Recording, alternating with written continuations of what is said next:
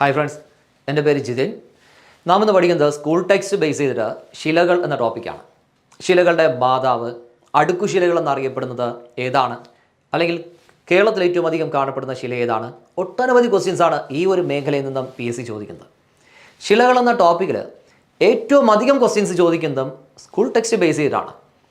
8ാം ക്ലാസ്സിലെ കൊച്ചുകുട്ടികൾ പഠിക്കുന്ന ചെറിയ ചെറിയ കാര്യങ്ങളാണ് പലപ്പോഴും ചോദിക്കുന്നത്. അപ്പോൾ നമുക്കിന്ന് ആദ്യം സ്കൂൾ ടെക്സ്റ്റ് ബേസ് ചെയ്തിട്ട് വളരെ സിമ്പിളായിട്ട് പഠിക്കാം. ശിലകൾ പ്രധാനമായിട്ടും 3 എണ്ണമാണ്. ആഗ്നേയശില, അവസാദശില, കായാന്തരിതശില. ആഗ്നേയശില, അവസാദശില, കായാന്തരിതശില. ഇങ്ങനെ ശിലകളെ പ്രധാനമായിട്ടും 3ആയിട്ട് തിരിക്കുന്നുണ്ട് രൂപം കൊള്ളുന്നതിൻ്റെ അടിസ്ഥാനത്തിൽ. ഭൂമിയുടെ ഉള്ളിൽ മാഗ്മ തിളച്ചു മറിഞ്ഞ് കിടപ്പുണ്ട്. ഇത് കുറേ കഴിയുമ്പോൾ ഹൈ പ്രഷറും ഹൈ ടെമ്പറേച്ചറുമായിട്ട് തിളച്ചു മറിഞ്ഞ് കിടക്കുന്ന ഈ മാഗ്മ പുറത്തേക്ക് വരുന്നു, ലാവയായിട്ട് പുറത്തേക്ക് വരുന്നു. പുറത്തേക്ക് വന്നു കഴിഞ്ഞാൽ ഇത് തണുത്തുറഞ്ഞ് വലിയൊരു ശിലയായിട്ട് രൂപപ്പെടുന്നു. അതായത് വലിയൊരു കല്ല് പോലെ രൂപപ്പെടുന്നത് തന്നെയാണ് ആഗ്നേയശില എന്ന് പറയുന്നത്. കുറേ കാലം കഴിയുമ്പോൾ അപക്ഷയത്തിന് വിധേയമാകുന്നു. അപക്ഷയം, ചൂടും വെയിലും മഴയും എല്ലാം കാരണം ഇത് കുറേ കാലം കഴിയുമ്പോഴത്തേക്കും വിഘടിച്ച് ഇതിൻ്റെ ബലമെല്ലാം ക്ഷയിച്ച് പൊട്ടിപ്പൊടിയുന്നു. ഇങ്ങനെ പൊട്ടിപ്പൊടിഞ്ഞ് അടുക്കടുക്കായിട്ട് വരുന്ന അടുക്കുശിലകളെയാണ് നമ്മൾ അവസാദ ശിലകളെന്ന് പറയുന്നത്. വീണ്ടും കുറേ കാലം കഴിയുമ്പോൾ കെമിക്കൽ റിയാക്ഷൻ്റെ ഫലമായിട്ട്, രാസപ്രക്രിയയുടെ ഫലമായിട്ട് ഇവയാണെങ്കിൽ കായാന്തരിത ശിലയായിട്ട് രൂപപ്പെടുന്നു. ഇങ്ങനെ പ്രധാനമായിട്ടും 3 ശിലകളാണ്: ആഗ്നേയശില, അവസാദശില, കായാന്തരിത ശില. ഇവ ഓരോന്നും ഏതാണെന്ന് നോക്കാം. ഒന്നാമത്തത് ആഗ്നേയശില. ഈ ആഗ്നേയശില എന്ന് പറയുന്നത് ഞാൻ കുറച്ചു മുന്നേ പറഞ്ഞതുപോലെ ഭൂമിയുടെ ഉള്ളിൽ, ഇപ്പോൾ ഭൂമിയുടെ ഉള്ളിലായിട്ട് ഈ മാഗ്മ തിളച്ചു മറിഞ്ഞ് കിടപ്പുണ്ട്. ഈ തിളച്ചു മറിഞ്ഞ് കിടക്കുന്ന മാഗ്മയാണെങ്കിൽ ഹൈ പ്രഷറും ഹൈ ടെമ്പറേച്ചറും കാരണം കുറേ കാലം കഴിയുമ്പോൾ ചെറിയ വിള്ളലുകൾ ഉണ്ടാക്കി, ചെറിയൊരു ഭൂചലനമായിട്ടോ അല്ലെങ്കിൽ അഗ്നിപർവ്വത സ്ഫോടനമായിട്ടോ ഇത് നേരെ മുകളിലേക്ക് വരുന്നു. മുകളിലേക്ക് വരുമ്പോൾ മിക്കവാറും ഇത് അഗ്നിപർവ്വത സ്ഫോടനമായിട്ടായിരിക്കും ഭൗമോപരിതലത്തിൽ എത്തുന്നത്. അങ്ങനെ ഭൗമോപരിതലത്തിൽ എത്തിച്ചേരുന്നത്, അഗ്നിപർവ്വത സ്ഫോടനമായിട്ട് ഇത് ഭൗമോപരിതലത്തിൽ എത്തിച്ചേരുന്നു.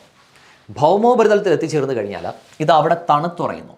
തണുത്തുറഞ്ഞതിന് ശേഷം ഒരു വലിയ കല്ലായിട്ട് അങ്ങ് രൂപപ്പെടുന്നു. ഈ ശിലയെ വിളിക്കുന്ന പേരാണ് ആഗ്നേയശില.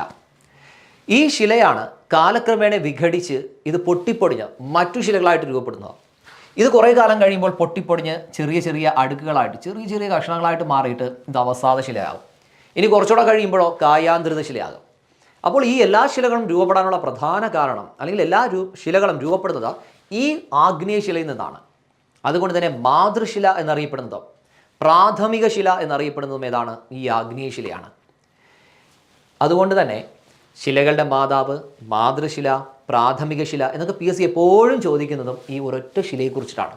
എല്ലാം പര്യായ പദങ്ങൾ പോലെയാണെങ്കിലും മനസ്സിലാക്കി പഠിക്കുക. ശിലകളുടെ മാതാവ്, മാതൃശില, പ്രാഥമിക ശില ഇതെല്ലാം ഏത് തന്നെയാണ്? ആഗ്നേയശിലയാണ്.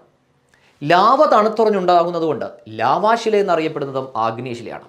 അപ്പോൾ സ്കൂൾ ടെക്സ്റ്റിലേക്ക് നോക്കാം. ആഗ്നേയശില ഭൂവൽക്കത്തിലെ വിടവുകളിലൂടെ ഉയരുന്ന ശിലാദ്രവം ഭൗമോപരിതലത്തിൽ വച്ചോ ഭൂവൽക്കത്തിനുള്ളിൽ വച്ചോ തണുത്ത് രൂപപ്പെടുന്ന ശിലകളാണ് ആഗ്നേയശിലകൾ. ഒന്നേ അത് ഭൂമിയുടെ ഉള്ളിലേക്ക് എത്തുന്നു, ഭൂമിയുടെ ഉപരിതലത്തിലെത്തുന്നു, അല്ലെങ്കിൽ ഭൂമിയുടെ ഉള്ളിൽ വെച്ച് തന്നെ ഇത് തണുത്തുറയുന്നു. ഏത് രീതിയിലായാലും ഈ ശിലാദ്രവം അല്ലെങ്കിൽ നമ്മുടെ ഈ ലാവ തണുത്തുറഞ്ഞുണ്ടാകുന്നതാണ് ആഗ്നേയശിലകൾ. ഉദാഹരണം ഗ്രാനൈറ്റ്, ബസാൾട്ട്. ഇനി മറ്റെല്ലാ ശിലകളും ആഗ്നേയശിലകളിൽ നിന്നും രൂപം കൊള്ളുന്നതിനാൽ അല്ലെങ്കിൽ രൂപപ്പെടുന്നതിനാൽ ആഗ്നേയശിലയാണ് പ്രാഥമിക ശിലകൾ എന്നറിയപ്പെടുന്നത്. സ്കൂൾ ടെക്സ്റ്റിൽ ഉപയോഗിക്കുന്ന വാക്കിതാണ് പ്രാഥമിക ശിലകൾ. എന്നാൽ PSC എപ്പോഴും ചോദിക്കുന്ന വാക്കുകൾ മതിയാണ് പ്രാഥമിക ശില, മാതൃശില അല്ലെങ്കിൽ ശിലകളുടെ മാതാവ്.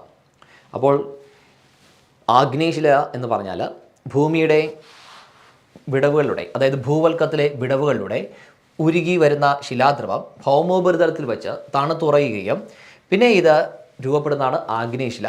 ഉദാഹരണം ഗ്രാനൈറ്റ്, ബസാൾട്ട്. ഇനി ഇത് കുറേ കാലം കഴിയുമ്പോൾ വിഘടിക്കും.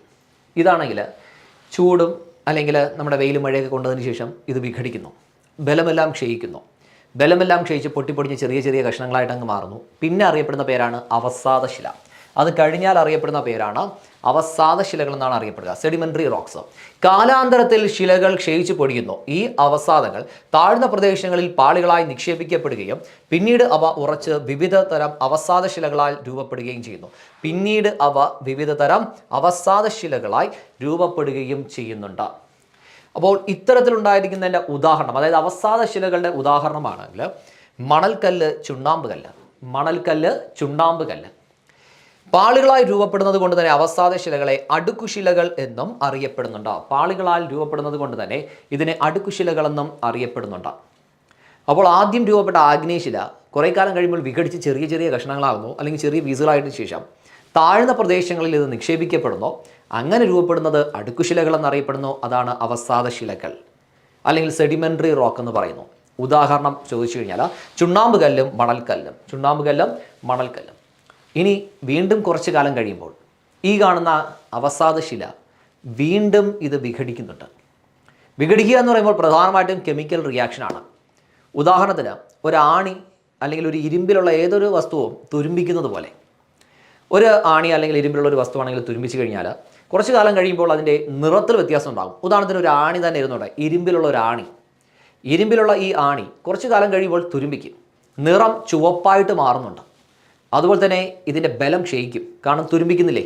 അപ്പോൾ ആണി തുരുമ്പിക്കുമ്പോഴത്തേക്കും ഇത് ബലവും ക്ഷയിക്കുന്നുണ്ട്, ഇതിൻ്റേതായിട്ടുള്ള നിറത്തിൽ വ്യത്യാസം ഉണ്ടാകുന്നു, ഗുണത്തിൽ വ്യത്യാസം ഉണ്ടാകുന്നു, രാസഘടനയിൽ തന്നെ ആകെ വ്യത്യാസം ഉണ്ടാകുന്നു.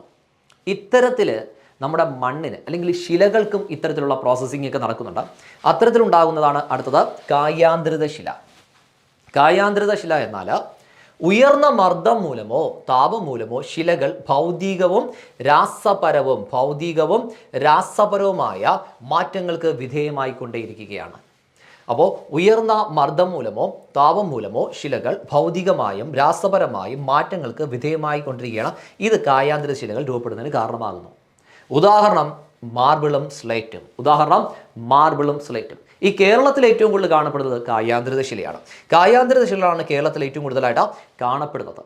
അപ്പോൾ ആദ്യം നാം പറഞ്ഞിട്ടുണ്ടായിരുന്നു ആഗ്നേയ ശില. നമ്മുടെ ഭൂമിയുടെ ഉള്ളിൽ ലാവ അല്ലെങ്കിൽ മാഗ്മ തിളച്ചു പറഞ്ഞ് കിടക്കുകയാണ്. ഇത് ഭൗമോപരിതലത്തിലേക്ക് വരുന്നു, വിടവുകൾ ഉണ്ടാക്കിക്കൊണ്ട്. ചിലപ്പോൾ ഭൂമിയുടെ ഉള്ളിൽ തന്നെ ആയിരിക്കാം. അങ്ങനെ വരുന്ന ഈ ലാവ തണുത്തുറഞ്ഞുണ്ടായതിനെ വിളിക്കുന്ന പേര് ആഗ്നേയ ശില. കുറച്ചു കാലം കഴിയുമ്പോൾ ഇത് പൊട്ടിപ്പൊടിഞ്ഞുണ്ടാകുന്നതിനെ പറയുന്ന പേരാണ് അവസാദ ശില. അടുത്ത് ഭൗതികമോ രാസപരമായിട്ടോ ഇത് പിന്നീട് വിഘടിച്ചുണ്ടാകുന്നത്, കെമിക്കൽ റിയാക്ഷനിലൂടെയൊക്കെ പിന്നീട് ഇത് ലാസ്റ്റ് ഉണ്ടാകുന്നതാണ് കായാന്തരിത ശില. ഇതിനെയാണ് കേരളത്തിൽ ഏറ്റവും കൂടുതലായിട്ട് കാണപ്പെടുന്ന ശിലയാണ് കായാന്തരിത ശില. അപ്പോൾ ഇവിടെ നമുക്ക് ആവശ്യമുള്ളത് ശിലകളുടെ മാതാവ് ആഗ്നേയശില, മാതൃശില എന്നറിയപ്പെടുന്നതും ആഗ്നേയശില, പ്രാഥമിക ശില എന്നറിയപ്പെടുന്നതും ആഗ്നേയശില. എന്നാൽ അവസാദ ശിലയുടെ പ്രത്യേകത ഇവയാണ്, അത് അടുക്കടുക്കായിട്ട് കാണപ്പെടുന്നുണ്ട്, അടുക്കുശിലകളെന്ന് അറിയപ്പെടുന്നുണ്ട്. ഇനി ഉദാഹരണങ്ങൾ നോക്കിയാൽ നമുക്ക് ഒരുപാട് ഉദാഹരണങ്ങൾ ഇതിനുണ്ടെങ്കിലും സ്കൂൾ ടെക്സ്റ്റിൽ പ്രധാനമായിട്ടും പ്രതിപാദിക്കുന്ന എക്സാമ്പിളുകൾ ഇതാണ്. ഒന്ന് ആഗ്നേയശിലയുടെ ഉദാഹരണമാണ് ഗ്രാനൈറ്റും ബസാൾട്ടും. PSC ഒട്ടനവധി ചോദിച്ച ഒന്നാണ് ഗ്രാനൈറ്റ്, ബസാൾട്ട്. കറുത്ത മണ്ണ് രൂപപ്പെടാൻ കാരണമായ ശില ഏതെന്നൊക്കെ പലതവണ ചോദിച്ചിട്ടുണ്ടായിരുന്നു. അത് ബസാൾട്ട് ശിലയാണ്. ഈ ആഗ്നേയശിലയുടെ വകഭേദമാണ് ബസാൾട്ട് ശില. ഓക്കെ, എന്തു തന്നെയാലും ഗ്രാനൈറ്റും ബസാൾട്ടുമാണ് ഇതിൻ്റെ ഉദാഹരണങ്ങൾ. എന്നാൽ രണ്ടാമത്തത് അവസാദ ശിലയുടെ ഉദാഹരണം ചോദിച്ചു കഴിഞ്ഞാലോ മണൽക്കല്ല്, ചുണ്ണാമ്പ് കല്ല്. കായാന്തരിത ശിലയാണെങ്കിലോ മാർബിൾ സ്ലേറ്റ്. അപ്പോൾ ഇത്രയും ക്ലിയർ ആണെന്ന് വരുന്നു. ഇനി സ്കൂൾ ടെക്സ്റ്റിൽ ഇല്ലാത്ത ഒന്ന് രണ്ട് കാര്യം കൂടെ എക്സ്ട്രാ പറയുകയാണ്, നമ്മുടെ എക്സാമിന് എപ്പോഴും ചോദിക്കുന്നത്. നമ്മുടെ ഡെക്കാൻ പീഠഭൂമി എന്ന് പറഞ്ഞാൽ ലാവാ പീഠഭൂമിയാണ് ഡെക്കാൻ പീഠഭൂമി. അപ്പോൾ ഡെക്കാൻ പീഠഭൂമിയിൽ ഏത് ശിലയായിരിക്കും? ലാവാശിലയായിട്ടുള്ള ആഗ്നേയശിലയായിരിക്കും ഡെക്കാനിലുള്ളത്. അങ്ങനെയാണെങ്കിൽ ഹിമാലയത്തിൽ കാണപ്പെടുന്ന ശില ഏതായിരിക്കും? ഹിമാലയ പർവ്വതം. സ്കൂൾ ടെക്സ്റ്റിൽ പ്രത്യേകം പറയുന്നുണ്ട്, ഈ ചാപ്റ്ററിൽ അല്ലെന്നേ ഉള്ളൂ, മറ്റൊരു ചാപ്റ്ററിൽ പറയുന്നുണ്ട്, ഹിമാലയ പർവ്വതം അവസാദ ശിലകളാൽ നിർമ്മിതമാണ്. PSC ചോദിച്ചിട്ടുണ്ട് പലതവണ. ലോകത്തിലേറ്റവും പ്രായം കുറഞ്ഞ മടക്ക് പർവ്വതമാണ് ഏത്? ഹിമാലയം. ലോകത്തിലേറ്റവും പ്രായം കുറഞ്ഞ മടക്ക് പർവ്വതം ഹിമാലയം. ഈ ഹിമാലയം അവസാദ ശിലകളാൽ നിർമ്മിതമാണ്. ഓക്കെ, അപ്പോൾ കേരളത്തിൽ ഏറ്റവും കൂടുതൽ കാണപ്പെടുന്നത് കായാന്തരിത ശില. അപ്പോൾ സ്കൂൾ ടെക്സ്റ്റ് ബേസ് ചെയ്തിട്ട് ഏറ്റവും അധികം ക്വസ്റ്റ്യൻസ് ശിലകളിൽ നിന്നും ഈ പഠിച്ച ഭാഗത്തു നിന്നാണ് ചോദിക്കുന്നത്. ശിലകൾ വൈഡായിട്ടുള്ള ടോപ്പിക് ആണെങ്കിലും 90% ക്വസ്റ്റ്യൻസും ശിലകൾക്കകത്തുനിന്ന് വരുന്നത് ഈ ഒരു ഭാഗത്തു നിന്നാണ്.